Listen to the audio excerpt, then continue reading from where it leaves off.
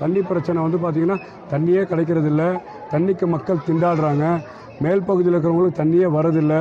இதையெல்லாம் நாங்கள் ஆட்சிக்கு வந்ததுக்கு பின்னாடி இன்னைக்கு சட்டமன்ற உறுப்பினர் தேர்ந்தெடுப்பு இது முதலாக இந்த தண்ணி பிரச்சனையை நாங்கள் தீர்த்து தருவோம்னு சொல்கிறோம். இல்லை, நீங்கள் செல்லும் இடம்போது வரவேற்பு அதிகமாக இருக்குன்னா மக்கள் வாக்களிக்க துணிஞ்சிட்டாங்க.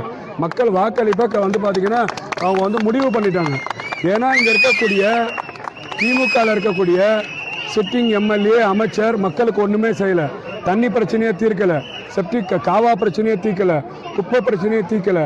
இன்றைக்கி நோய்வாய் அதிகமாக இருக்குது, மருத்துவமனை தரத்தை உயர்த்தலை, கல்விச்சாரை தரத்தை உயர்த்தலை.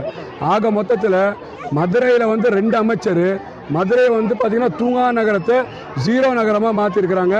கண்டிப்பாக இன்னைக்கு சட்டமன்ற உறுப்பினராக தேர்ந்தெடுக்கப்பட்டு தமிழக வெற்றிகள் ஆட்சிக்கு வந்தால் மதுரை மத்திய தொகுதியில் மிகப்பெரிய முன்னேற்ற பாதையில் கொண்டு போகணும்னு சொல்லியிருக்கேன்.